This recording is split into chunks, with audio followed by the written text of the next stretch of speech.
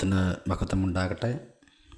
വേറിട്ട പഠനമെന്ന ഈ പ്രോഗ്രാമിലേക്ക് എല്ലാ പ്രിയപ്പെട്ടവരെയും സ്വാഗതം ചെയ്യുന്നു. ഒരു വാക്കിൽ നമുക്ക് പ്രാർത്ഥിക്കാം. പരിശുദ്ധനായ ദൈവമേ, സ്വർഗീയ നല്ല പിതാവേ, നല്ലതും മനോഹരമായിരിക്കുന്ന ഈ നല്ല സമയത്തിനായി സ്തോത്രം ചെയ്യുന്നു. പതിവ് പോലെ വേറിട്ട പഠനത്തിൻ്റെ ഓൺലൈൻ ബൈബിൾ സ്റ്റഡിയിലേക്ക് കടന്നു വരുവാൻ കർത്താവെ ഞങ്ങൾക്ക് ബലപ്പെടുത്തിയ അനുഗ്രഹയ്ക്കായി സ്തോത്രം ചെയ്യുന്നു. ഇതിൽ ശ്രദ്ധിക്കപ്പെടുന്ന എല്ലാ പ്രിയപ്പെട്ടവരും ഞങ്ങളുടെ തൃക്കരങ്ങളിൽ ഏൽപ്പിച്ച് പ്രാർത്ഥിക്കുന്നു. എല്ലാവരും ഒരുപോലെ നീ അനുഗ്രഹിക്കുമാറണമെന്ന് പ്രാർത്ഥിക്കുന്നു. സംസാരിപ്പാൻ അടിയണത് ബലപ്പെടുത്തണം, ശക്തീകരിക്കണം. പ്രാർത്ഥന കേട്ടുകയാൽ സ്തോത്രം സകലതും യേശു ക്രിസ്തുവിൻ്റെ ധന്യമുള്ള നാമത്തിൽ തന്നെ ആമേൻ.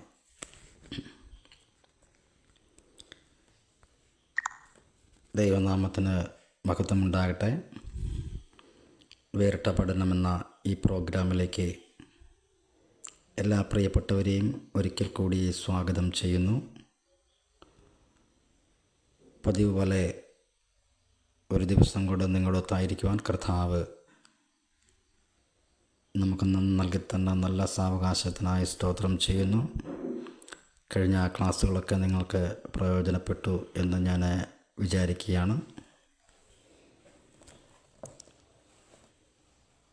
കഴിഞ്ഞ ചില ആഴ്ചകളായി ചില കാര്യങ്ങൾ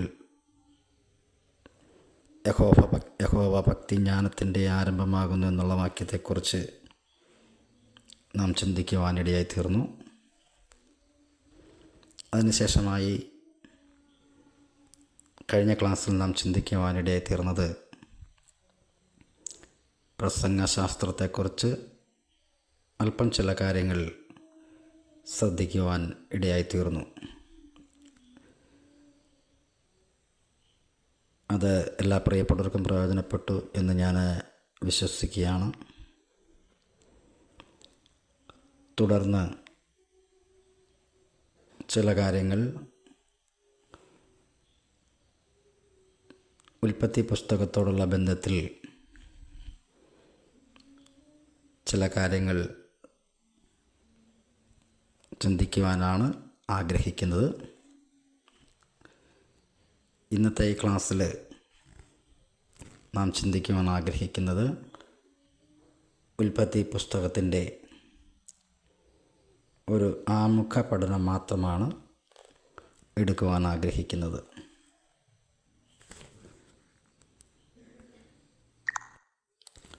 ഈ ഉൽപ്പത്തി പുസ്തകത്തെക്കുറിച്ച്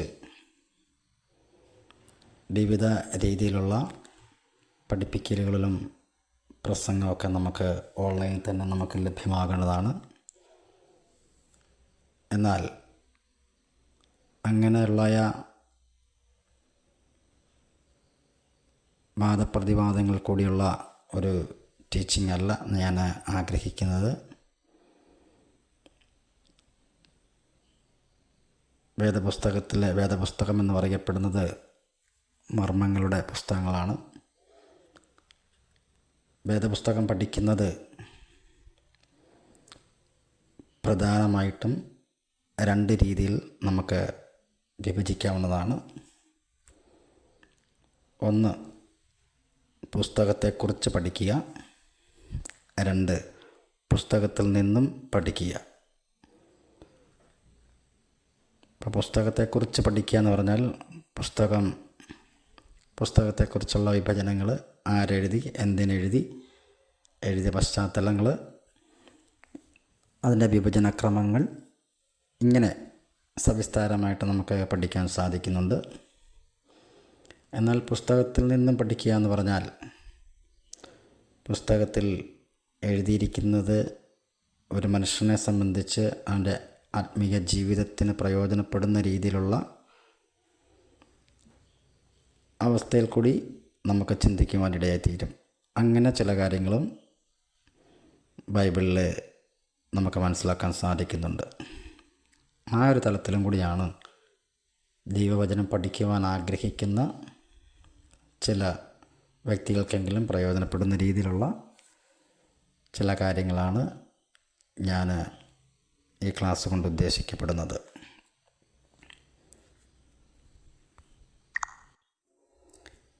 ഞാൻ ഇതിനു മുമ്പ് എടുത്തിരിക്കുന്ന ക്ലാസ്സുകളൊക്കെ നിങ്ങൾ ശ്രദ്ധിച്ചാൽ മനസ്സിലാകും. യഹോവ ഭക്തി ജ്ഞാനത്തിൻ്റെ ആരംഭമാകുന്നു, അവയെ ആചരിക്കുന്ന എല്ലാവർക്കും നല്ല ബുദ്ധിയുണ്ടെന്നുള്ള വാക്യത്തെ ആസ്പദമാക്കി ഏതാണ്ട് 12 ക്ലാസ് ഞാൻ എടുക്കുവാനിടയിൽ തീർന്നു. അതിൽ നിന്നെല്ലാം ഷോർട്ട് മെസ്സേജുകൾ നിങ്ങൾക്ക് ലഭിച്ചു എന്ന് ഞാൻ കരുതുകയാണ്. അതുപോലെ പ്രസംഗശാസ്ത്രത്തോടുള്ള ബന്ധത്തിലാണ് ഞാൻ വിഷയങ്ങൾ അറേഞ്ച് ചെയ്യാൻ ആഗ്രഹിച്ചുകൊണ്ടിരിക്കുന്നത്. അപ്രകാരം തുടർന്നുള്ള ദിവസങ്ങളിലും ഈ പുസ്തകത്തെ ആസ്പദമാക്കി ചില കാര്യങ്ങൾ നിങ്ങളുമായി ഷെയർ ചെയ്യാനാണ് ആഗ്രഹിക്കുന്നത്. നിങ്ങൾക്ക് പ്രയോജനപ്പെടുന്നെങ്കിൽ അതിനെക്കുറിച്ച് കമൻറ്റ് ചെയ്യാൻ നിങ്ങൾ മറക്കരുത്. നിങ്ങളുടെ വിലയേറിയ അഭിപ്രായം എനിക്ക് ലഭിച്ചാൽ നല്ലതായിരുന്നു. നമുക്ക് പുസ്തകത്തിൻ്റെ ഇന്ന് അല്പം ചില ആമുഖ പഠനം മാത്രമായി ചിന്തിക്കുവാൻ ആഗ്രഹിക്കുന്നു.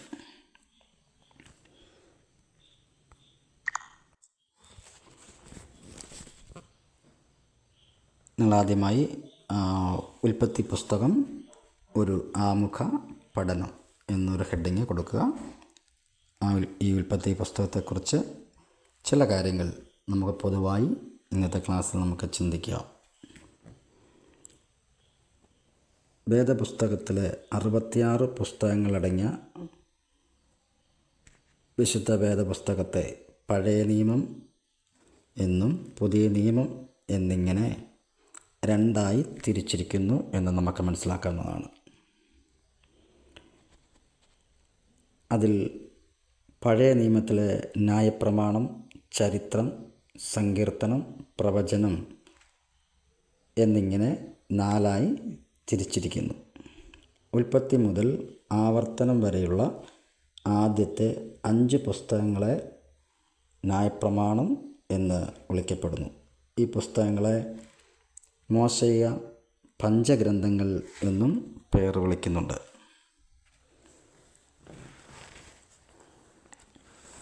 മോശയുടെ പഞ്ചഗ്രന്ഥങ്ങളിൽ ഏറ്റവും വലിയതും ആദ്യത്തേതുമായ പുസ്തകമാണ് ഉൽപ്പത്തി പുസ്തകം. ഈ പുസ്തകത്തെ ആരംഭങ്ങളുടെ പുസ്തകമെന്ന് വേദപണ്ഡിതാക്കൾ വിളിക്കുന്നു.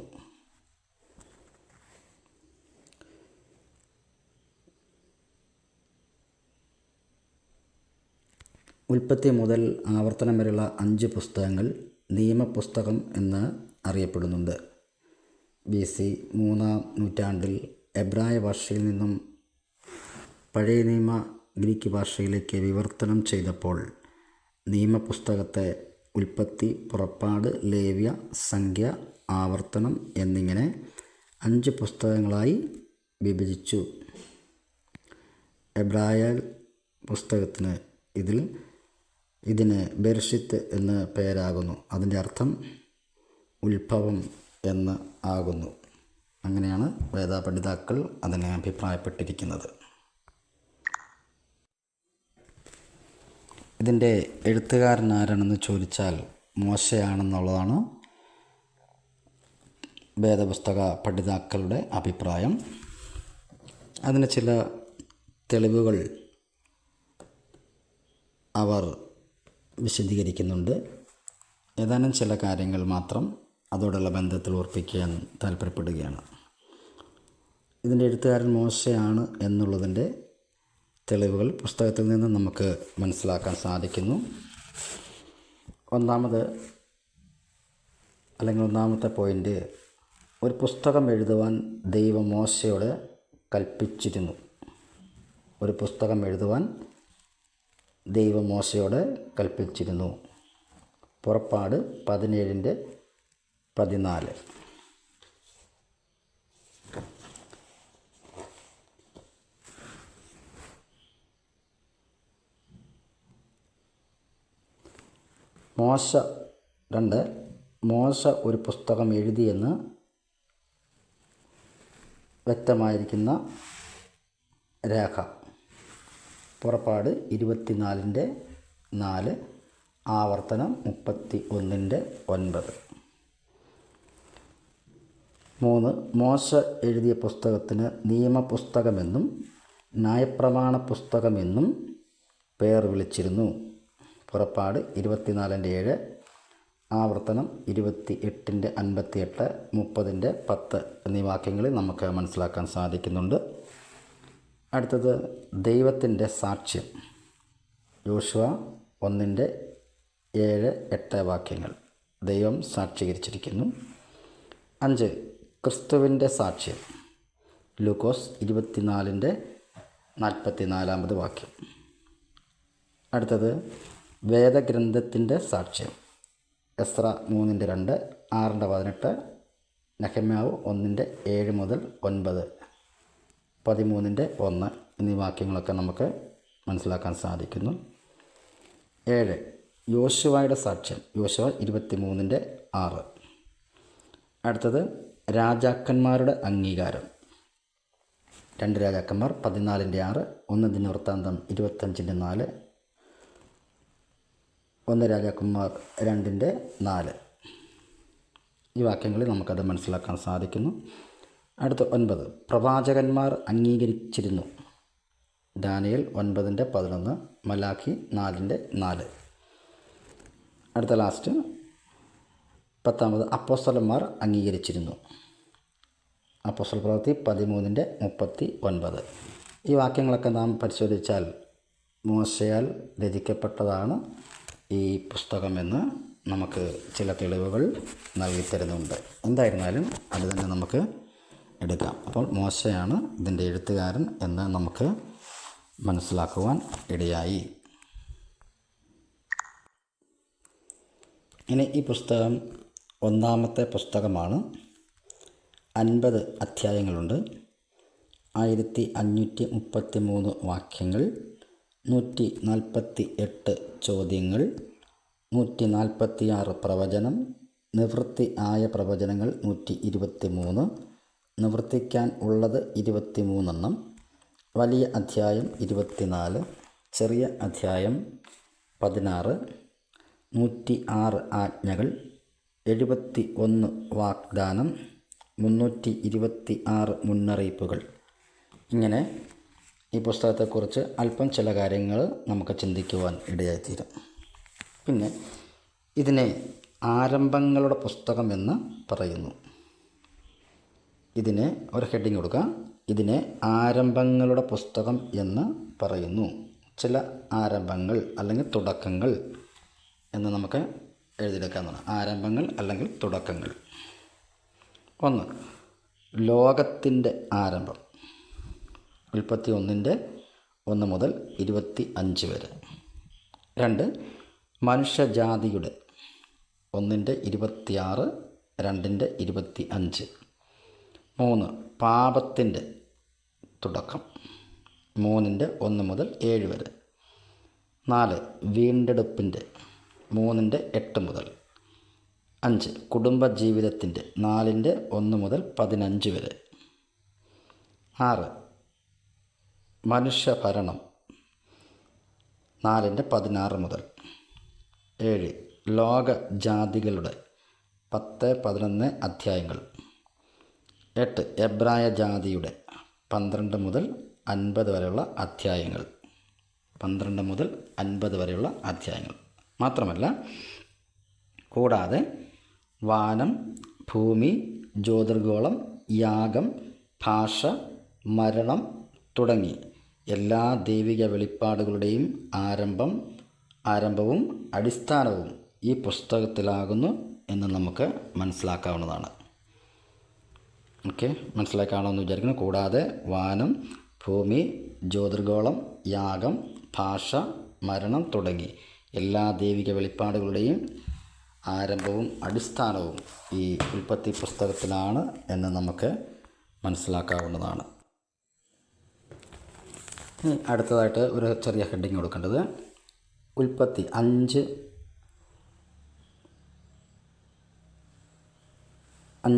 വലിയ സംഭവങ്ങൾ. 5 വലിയ സംഭവങ്ങൾ. 1. സൃഷ്ടി. 2. മനുഷ്യൻ്റെ വീഴ്ച. 3. ജലപ്രളയം. 4. സോദോം ഗൊമോറ എന്നിവയുടെ നാശം. 5.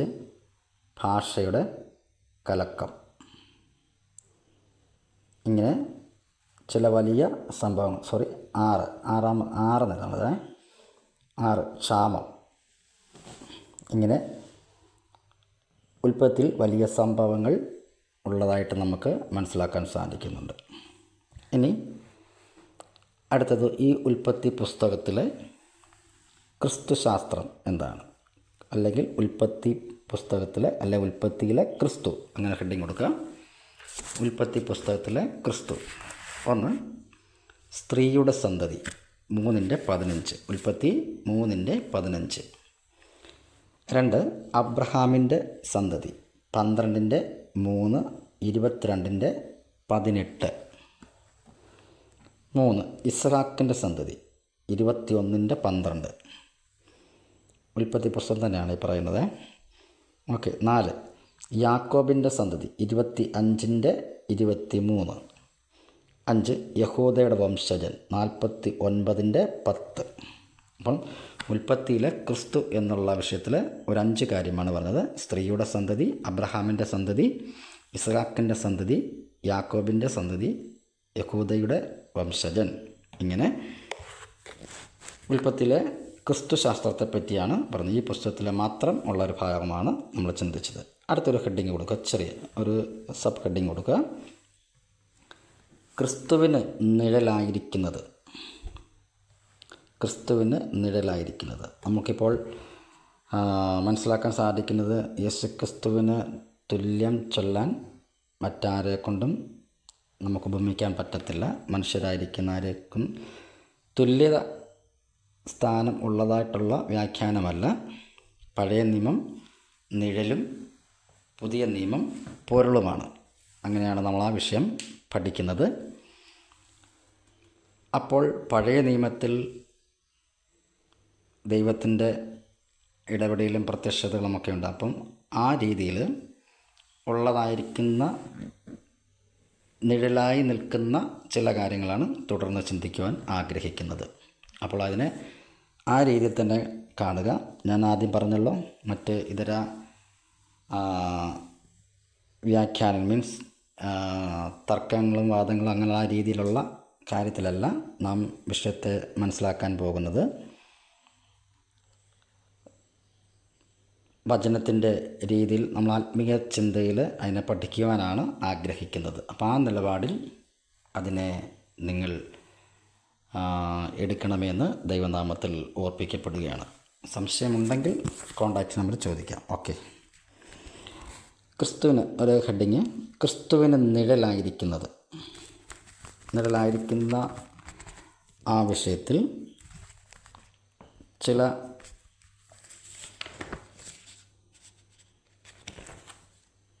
വിഭാഗങ്ങളായിട്ട് നമുക്ക് ചിന്തിക്കുവാനുണ്ട്. ഒന്നാമത്തെ ഭാഗം വെളിപ്പാടുകളാണ്. വെളിപ്പാടുകൾ, ക്രിസ്തുവിനെക്കുറിച്ചുള്ള വെളിപ്പാടുകൾ ഈ പുസ്തകത്തിൽ ഉണ്ട്. അതിന് പ്രധാനമായിട്ടും ഉള്ളത് ഒരു 3 കാര്യം പറയാൻ ആഗ്രഹിക്കുന്നു. ഒന്നാമത്തേത്, ആദിയിൽ ദൈവം. ആദിയിൽ ദൈവം. ഉൽപ്പത്തി 1:1. 2, സ്ത്രീയുടെ സന്തതി. സ്ത്രീയുടെ സന്തതി 3:15. 3, ഏദൻ തോട്ടത്തിൻ്റെ വാതിൽ.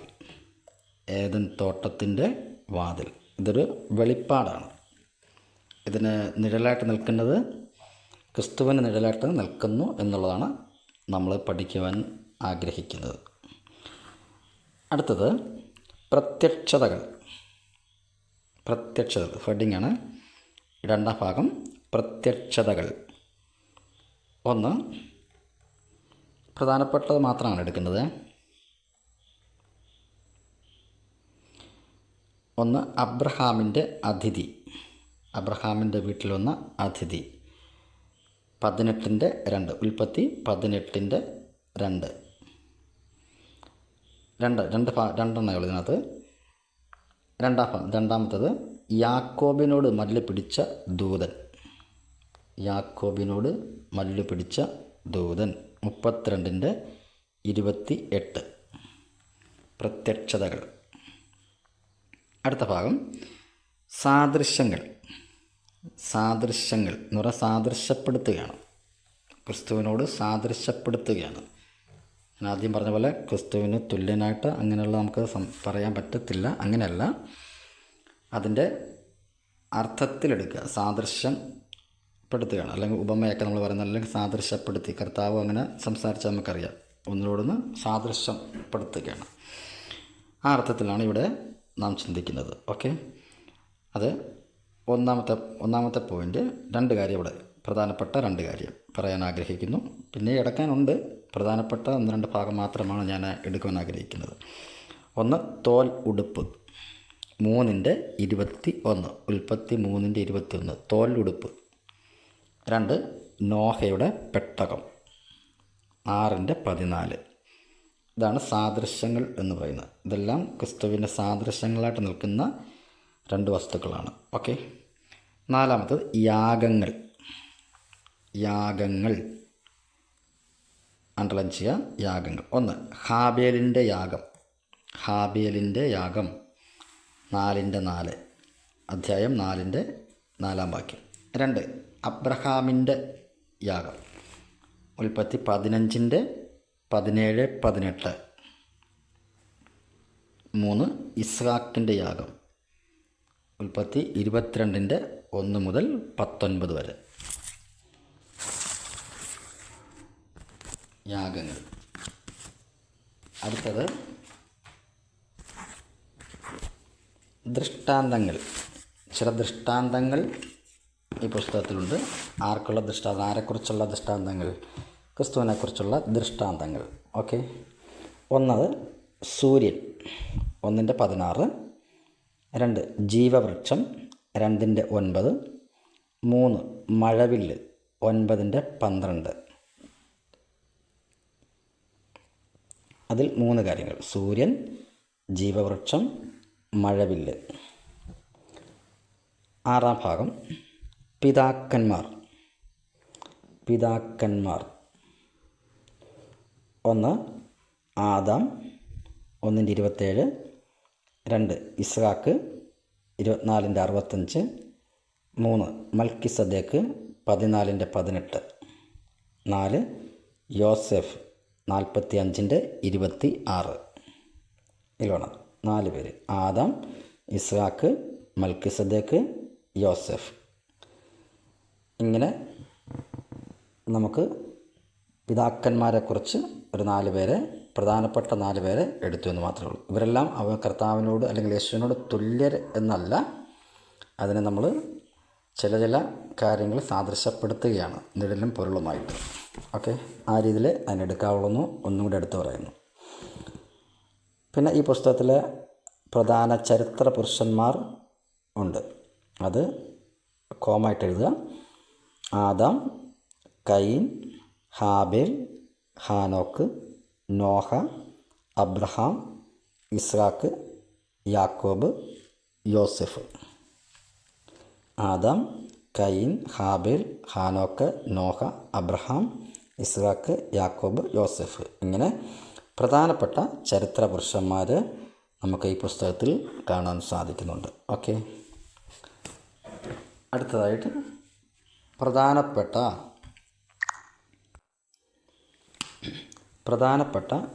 4 വലിയ ജനത, 12 മുതൽ 50 വരെയുള്ള അധ്യായങ്ങൾ. 1, അബ്രഹാമിൽ കൂടി ഒരു ജനതയെ ദൈവം തിരഞ്ഞെടുക്കുകയാണ്. അബ്രഹാമിൽ കൂടി ഒരു ജനത, 12:1 മുതൽ. 2, ഇസ്ഹാക്കിൽ കൂടി അനുഗ്രഹം കൊടുത്തു. 3, അബ്രഹാമിൽ കൂടി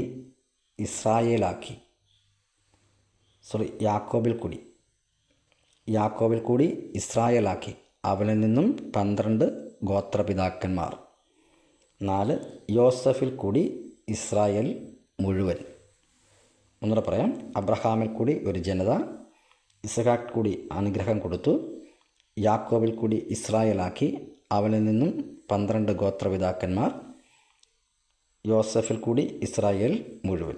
ഇങ്ങനെ പ്രധാനപ്പെട്ട വലിയൊരു ജനതയുടെ ചരിത്രം നമുക്ക് ഈ 12-ാം അധ്യായം മുതൽ 50-ാം അധ്യായം വരെ ഉള്ള ഭാഗത്ത് നമുക്ക് മനസ്സിലാക്കാവുന്നതാണ്. ഓക്കെ, നമുക്ക് മനസ്സിലാക്കാമെന്ന് വിചാരിക്കുന്നു. അടുത്തത് ഒരു ഹെഡിങ് കൊടുക്കുക. ചരിത്രം. ചരിത്രം എന്നുള്ള ഭാഗത്ത് ഒന്ന് പുരാതന ചരിത്രം. പുരാതന ചരിത്രം. അതിൽ AB സ്മോൾ ലെറ്റർ ABCD 4. ഒന്ന് സൃഷ്ടിയുടെ ചരിത്രം. A സ്മോൾ ലെറ്റർ A സൃഷ്ടിയുടെ ചരിത്രം. അതിനകത്ത് ചെറിയ ഒരു നമ്പർ കൊടുക്കുക. ഭൂമി, മനുഷ്യൻ, പ്രപഞ്ചം. ഭൂമി, മനുഷ്യൻ, പ്രപഞ്ചം.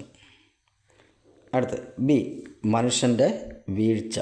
3:1 മുതൽ മനുഷ്യൻ്റെ വീഴ്ചയെക്കുറിച്ചുള്ള ചരിത്രം. ഓക്കെ. C ജലപ്രളയ 6:1 മുതൽ ഉള്ള ചരിത്രം. ജലപ്രളയത്തെക്കുറിച്ചുള്ള ചരിത്രം. D ബാബേൽ ഗോപുരം 10:1 മുതൽ 11:1 മുതൽ 12 വരെ. ബാബേൽ ഗോപുരം അതിൻ്റെ ചരിത്രം ആണ് ആ ഭാഗത്ത്. പുരാതന ചരിത്രം എന്ന് പറയുന്ന ഭാഗത്ത് 4 നമ്മൾ ചിന്തിച്ചു. അടുത്തത് പൂർവ്വപിതാക്കന്മാരുടെ കാലം. പൂർവ്വപിതാക്കന്മാരുടെ കാലം അണ്ടർലൈൻ ചെയ്യുക. അതേതൊക്കെയാണ്? 1 അബ്രഹാമിൻ്റെ കാലം 11:10 മുതൽ 25:18 വരെ. അബ്രഹാമിൻ്റെ കാലത്തിനെ കുറിച്ച് അതിൽ തന്നെ സബ്ബായിട്ട് സ്മോൾ ലെറ്റർ AB എഴുതുക. അത് A ഭാഗം. അബ്രഹാമിൻ്റെ കുടുംബം 11:10 മുതൽ 32 വരെ. B അബ്രഹാമും ദൈവിക ഉടമ്പടിയും 12:1 മുതൽ 25:18 വരെ. ഇനി പൂർവ്വപിതാക്കന്മാരുടെ കാലം എന്നാണ് നമ്മൾ ആദ്യം എഴുതിയത്. അതിൽ അബ്രഹാമിൻ്റെ കാലം. 2 ഇസ്ഹാക്കിൻ്റെ ചരിത്രം. ഇസ്ഹാക്കിൻ്റെ ചരിത്രം 25:19 മുതൽ 26:35 വരെ. അതിൽ ഒരു 3 സബ് പോയിൻ്റ്. ഇസ്ഹാക്കിൻ്റെ കുടുംബം 25:19 മുതൽ, ഇസ്ഹാക്കിൻ്റെ പരാജയം 26:1 മുതൽ, ഏശാവിൻ്റെ പരാജയം 26:34 മുതൽ, അങ്ങനെ 3 ഭാഗങ്ങളായിട്ട് തിരിക്കുന്നത്. ഇസ്ഹാക്കിൻ്റെ ചരിത്രത്തോടുള്ള ബന്ധത്തിൽ 3 കാര്യങ്ങൾ. അടുത്തത് യാക്കോബിൻ്റെ ചരിത്രം. അണ്ടർലൈൻ ചെയ്യുക. യാക്കോബിൻ്റെ ചരിത്രം എഴുതിയിട്ട് അണ്ടർലൈൻ ചെയ്യുക. 27:1 മുതൽ 36:43 വരെ. 27 അല്ലെങ്കിൽ 27-ാം അധ്യായം 1 മുതൽ 36-ാം അധ്യായം 43 വരെ വാക്യങ്ങൾ. ആ വാക്യങ്ങളാണ് ഈ ചരിത്രം, യാക്കോബിൻ്റെ ചരിത്രം കിടക്കുന്നത്. ഓക്കെ. അതിൻ്റെ ഒരു 3, 4, 5 സബ് പോയിൻറ്റുകളോടെ പറയുന്നു യാക്കോബിൻ്റെ ചരിത്രത്തോടുള്ള ബന്ധത്തിൽ. ഓക്കെ. 1 യാക്കോബ് അനുഗ്രഹം കൈക്കലാക്കുന്നു 27:1 മുതൽ 28:9 വരെ. 2 യാക്കോബ് ഹാരാനിലേക്ക് യാത്ര പോകുന്നു 28:10, 32:32 വരെ ഉള്ള ചരിത്രം വാക്യങ്ങൾ. 3 യാക്കോബിൻ്റെ മടക്കയാത്ര 32:1 മുതൽ. അടുത്തത് 4 യാക്കോബ് കനാനിൽ 34:1 മുതൽ. 5 ഏശാവിൻ്റെ ചരിത്രം 36:1 മുതൽ 43 വരെ. ഏശാവിൻ്റെ ചരിത്രം. ഇനി 4-മത്തെ ആൾ പൂർവ്വപിതാക്കന്മാരുടെ യോസഫിൻ്റെ ചരിത്രം 37:1 മുതൽ 50:26 വരെ, ലാസ്റ്റ് വരെ. ഓക്കെ. അതിൽ 1-ാം ഭാഗം യോസഫിൻ്റെ കുടുംബത്തിലെ ന്യൂനതകൾ 37:1 മുതൽ 38:30 വരെ.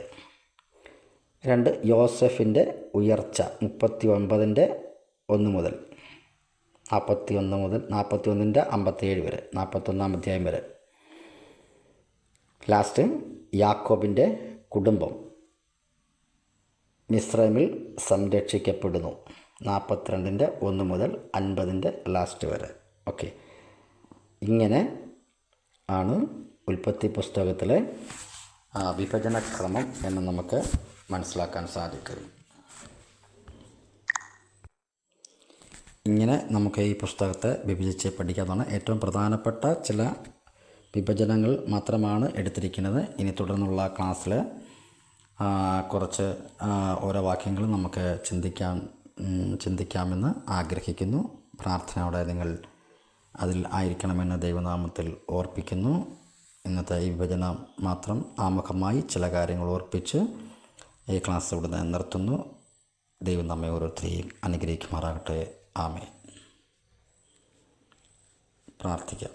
പരിശുദ്ധനായ ദൈവമേ, സ്വർഗ്ഗീയ നല്ല പിതാവേ, നല്ലതും മനോഹരമായിരിക്കുന്ന ഈ നല്ല സമയത്തിനായി സ്തോത്രം ചെയ്യുന്നു. ഒരിക്കൽ കൂടി കർത്താവ് വേറിട്ട പഠനത്തുള്ള ബന്ധത്തിലായിരിക്കാൻ കർത്താവ് ഞങ്ങളെ ബലപ്പെടുത്തിയവൻ കൃപയ്ക്കായി സ്തോത്രം ചെയ്യുന്നു. ഈ വിഭജന പഠനം എല്ലാവർക്കും അനുഗ്രഹമായി തീരുവാൻ കർത്താവ് ഇടയാക്കി മാറണമെന്ന് പ്രാർത്ഥിക്കുന്നു. എല്ലാവിധം എനിക്ക് നന്മയ്ക്കായി സ്തോത്രം ചെയ്യുന്നു. ദൈവനാമം മഹത്വം എടുക്കണം. പ്രാർത്ഥന കേട്ടിരിക്കാൻ സ്തോത്രം. സകലതും യേശു ക്രിസ്തുവിൻ്റെ ധന്യമുള്ള നാമത്തെ തന്നെ. ആമേൻ. God bless U.